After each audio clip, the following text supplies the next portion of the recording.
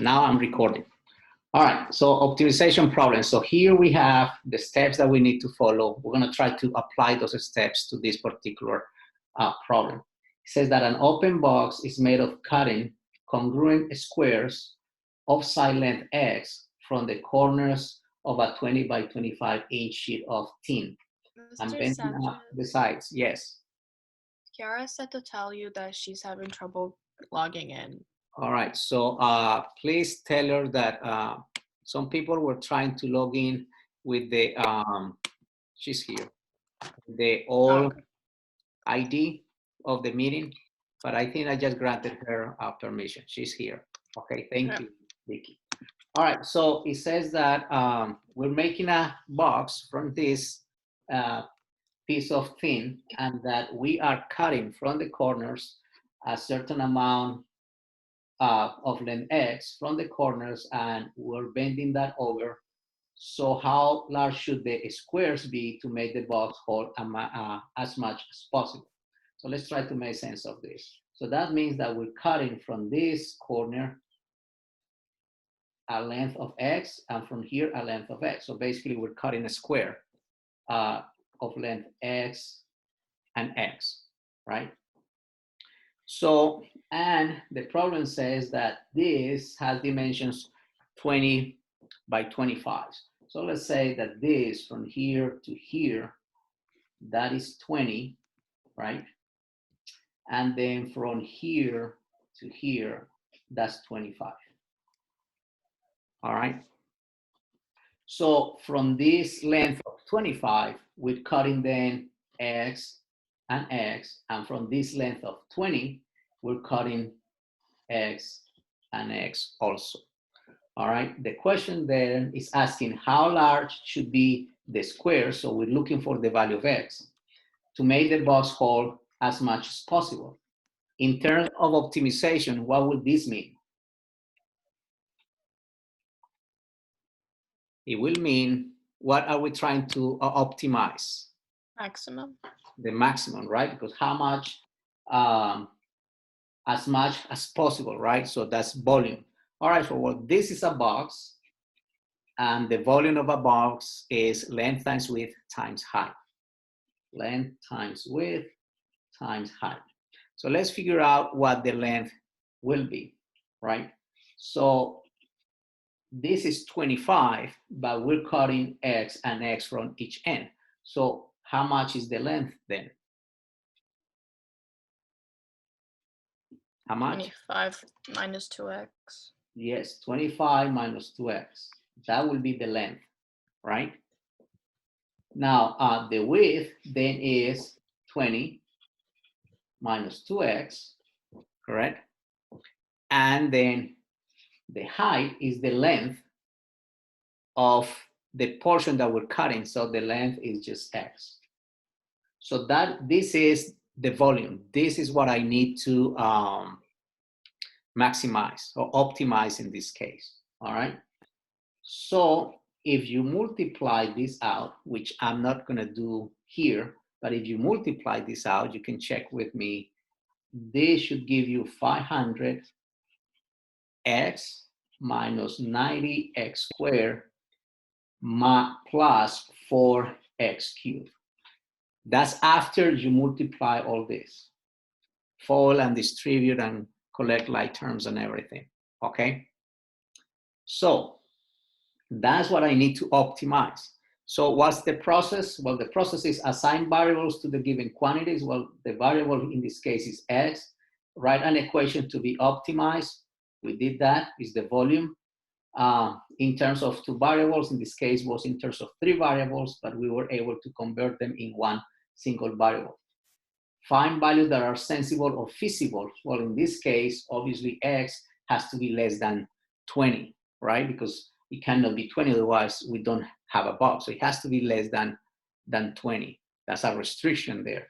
And verify that you have a minimum or maximum. Well, we haven't done that yet, okay?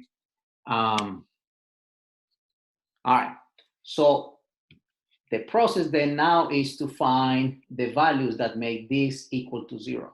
So find the derivative. So what would be the derivative of this? 500 because that's the derivative of 100x minus 90 times 2, 180x plus 12x squared. Okay, that will be the derivative of that. Now, you're going to set this equal to 0. Now, those numbers are quite big, okay? And I don't think we can actually factor that out, all right? So you could use the quadratic formula or a graphing device calculator. This is cubic, okay? So if you actually graph this, if you graph this derivative, you will see that that derivative is a parabola that opens up, correct? The derivative. So it's going to cross the x-axis at two values. One of them probably is going to be negative, the other is going to be positive. We only need the positive one. Make sense? So from here, using a GDC, you should find that x is about 3.681. Okay? That's using a graphing device calculator. So this is what we call a critical number. Now we need to check what happens at that critical number. Do we have a max? Do we have a minimum? All right. So on last class, we said that we could use the first derivative test or we could use the second derivative test. Let's use the second derivative test one more time. That means that I need to take the second derivative, which will be the derivative of this, and find out what happens, right? The second derivative will be the derivative of 500 is 0. The derivative of negative 180x is negative 180 plus 24x, right? So if I plug in into the second derivative, the value, the critical number, I'm interested in the sign. Is this positive or negative? That's all I'm interested in. So just think about 24 times 3. How much is 24 times 3? It's like 72, about a little bit bigger than 72. So negative 180 plus 72 is going to be what? Negative anyway. So what does that mean in terms of my function? What is the implication of this? That the volume is concave what? Down, right? That's what it means having the second derivative less than 0. If it's concave down, then what's my conclusion? Therefore, at x equals 3.681, and in this case, this is what, inches, right? The volume has a maximum, right? So now with that, we're gonna answer the question. So the question, what is the question? What is the length? So you're gonna say the side length should be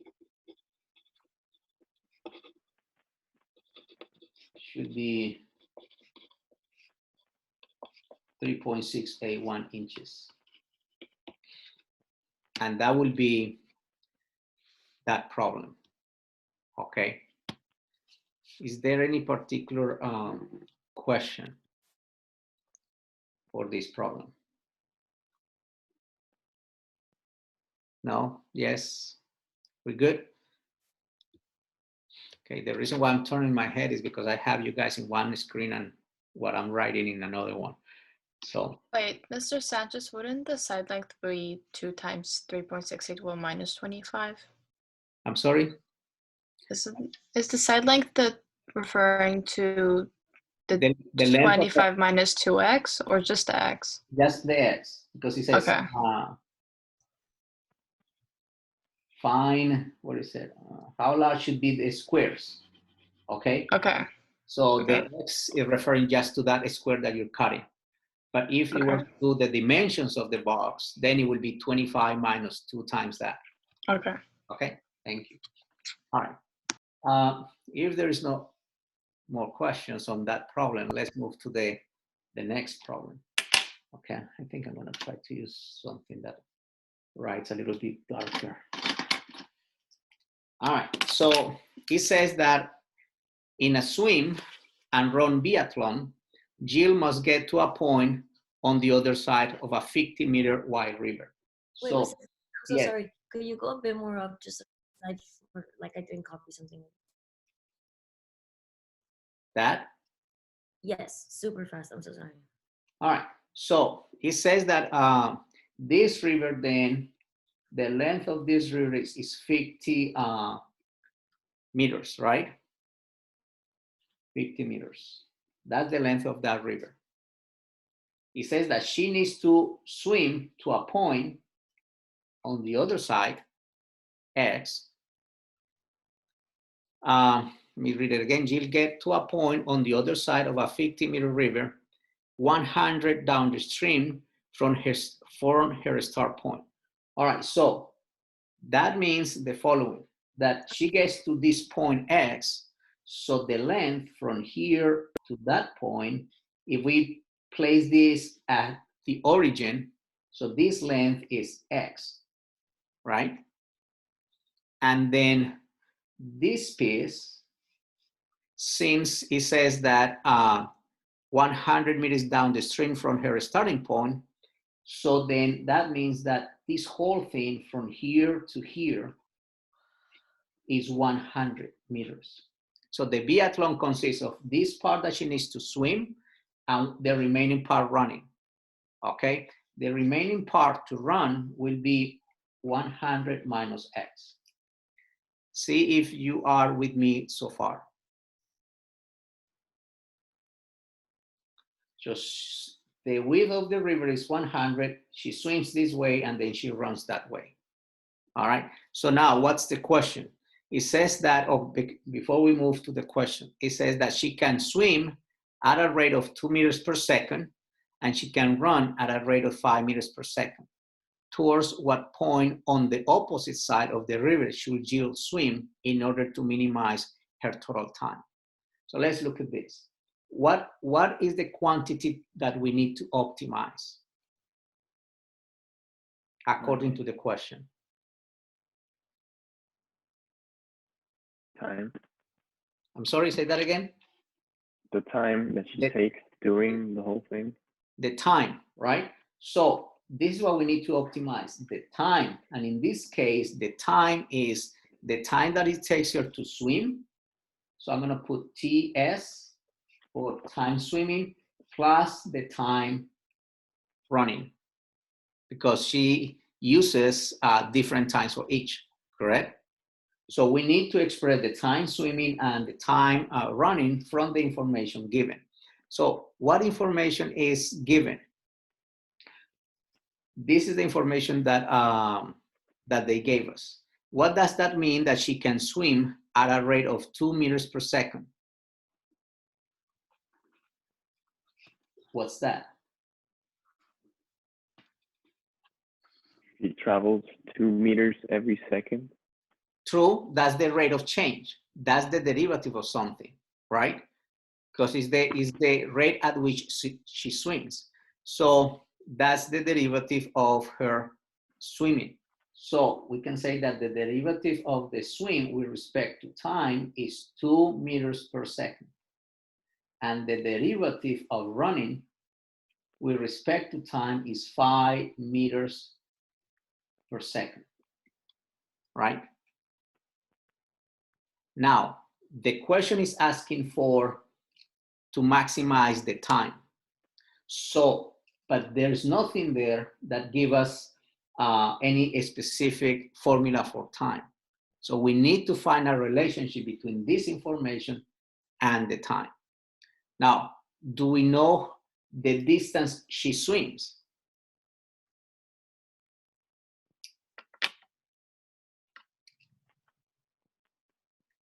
Do we know that distance? Or can we find something that represents that distance that she swims? We're gonna find something that represents it. Right, so we can, and what will that be? Probably, well, you first have to find the hypotenuse, I guess. Right, so this is actually the distance of what she swims, right? Because she doesn't swim straight across. She swims this way. But in this piece, that is the hypotenuse of this triangle, right? So what is the hypotenuse of that triangle? Is the sum of these two squares, a square root of that. So this is the square root of x squared plus 50 squared. And that's the distance that she swims. Okay, so what she swims is that, right? And what she runs is 100 minus x. So now we have something that represents the amount that she swims, or the distance that she swims, and something that represents the amount or the distance that she runs. Okay. Now think for a second. How can we relate this to get the time?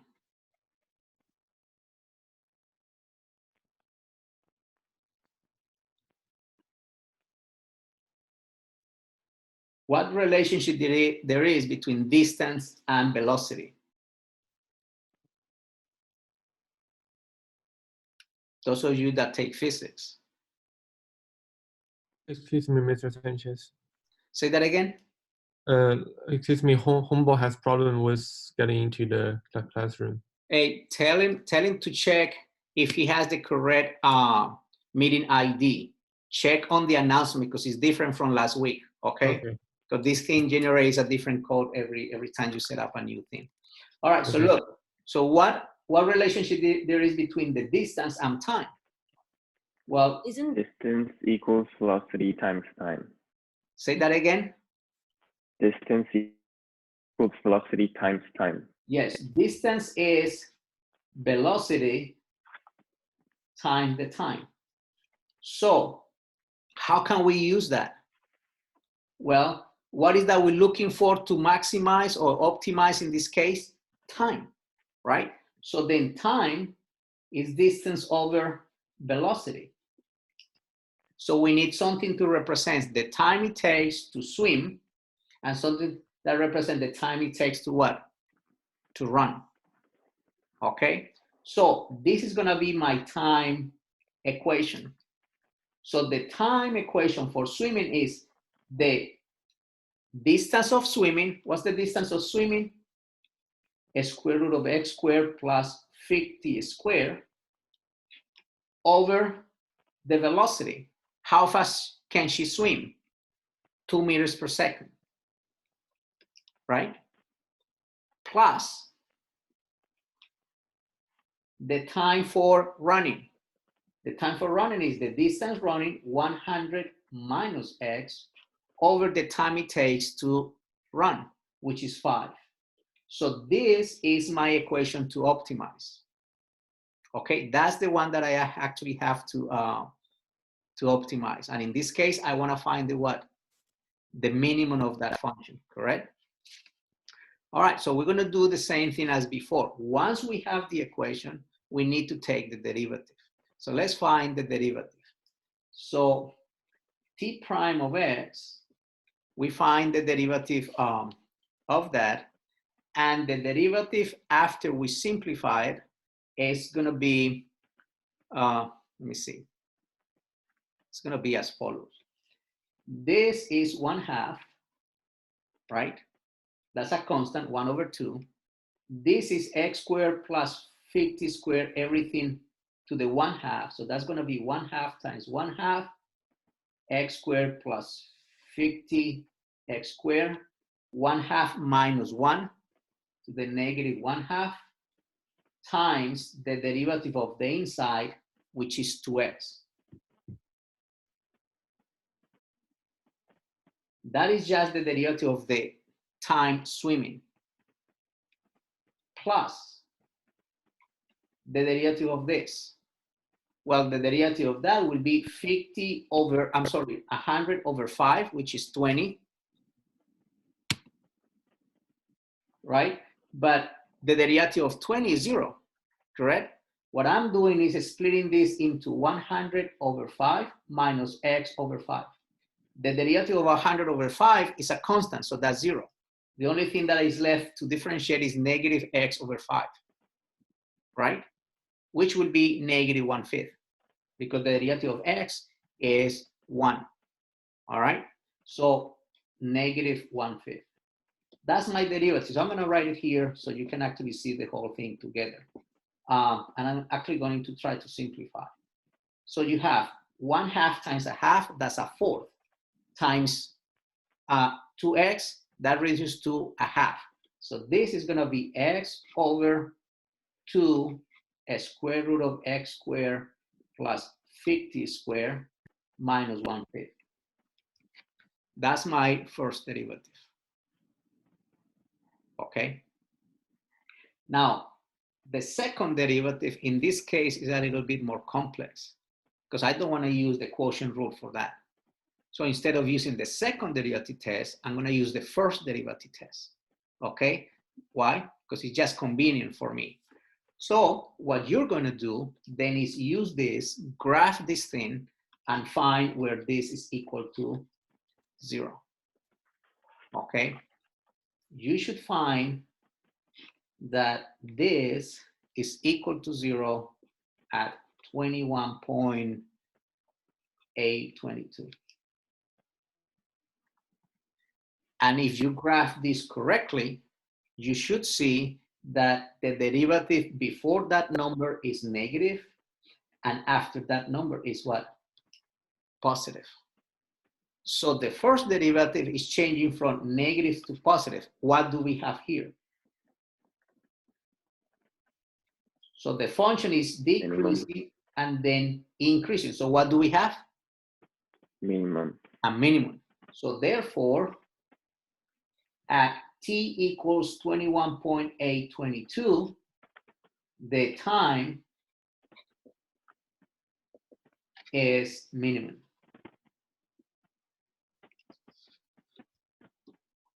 So what we should say then is that, what is the question? Towards what point? We still haven't finished. We need to find the value of x, because the question says towards what point on the opposite side of the river should Jill swim in order to minimize her total time. So now that I know this value of t, right? How do I, no, that's it. Because this, I'm sorry, that's it. I put t, but it should be x because my variable is x, right? So this is where she needs to swim. She needs to swim to 21.82, what is that, meters? To get to the minimum time. Make sense? This problem is a little bit more complex, as you can see, because we actually have to come up with the equation, okay? We needed the equation. So that makes it more difficult than the other problems. Because the others, we have the equation, and the volume of a box is something that we're more familiar with. This is a little bit different, all right? We have 2 minutes, and I'm gonna try to at least give you an idea what to do for the next problem, all right? So the next problem is this. It says that an indoor physical fitness room consists of a rectangular region with a semicircle on each end. The perimeter of the room is to be 200 meters. Running track, find the dimensions of the rectangular region. Okay, so look, we're looking for the dimensions of this thing. Well, let's call this x, right? This is a semicircle. So therefore, this from here to here is a radius, and from here to there is also radius or a diameter, right?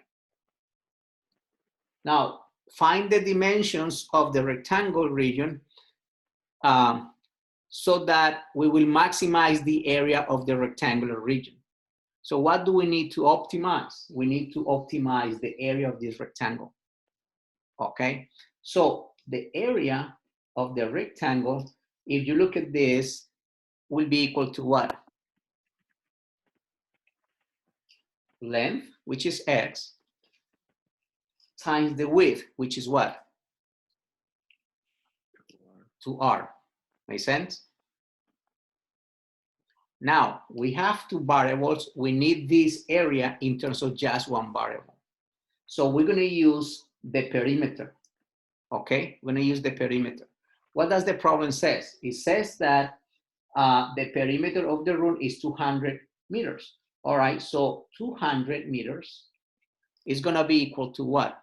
If we were to find the perimeter, then we need this length, we need this length, this other length, and this length. But if you put this together, that's the circumference, right? Because it's a half of a circle here, half of a circle there, that's a whole circle. What is the length of the circumference? 2 pi r. 2 pi r. So it's 2 pi r, right? That's pi r here, and this is pi r, right? And then it's 2 pi r, the whole circle, plus what? 2x. Plus 2x. So, and since the time is limited, I'm going to stop there. I'm going to just tell you what you can do after that. So you're going to solve for what? You're going to solve for either x or r, right? From here. And you're going to substitute into the area formula. So the area is only in terms of one variable, either x or r, okay? So once you do that, then you do the process that we have done before. Take the derivative, find the critical number, use your calculator if that function is very weird, but in this case, it's actually very simple, so you don't need the calculator for this necessarily, okay? But that is that, okay? And that's today's lesson, all right? Remember that I have office hours in the afternoon in case you may have questions. I know there is still a lot of like unknowns in terms of assessment. We did have a meeting last Friday, but there are a lot of things that we still are trying to figure out, okay? There is an idea of how I can maybe give you an assessment through this setting, but I haven't put the details together, okay, because it's quite different. So when that is a little bit more clear and how we're going to manage that, then I will get back to you guys and tell you how we might implement an assessment here, okay, a small quiz or something, at least to figure out if that actually works.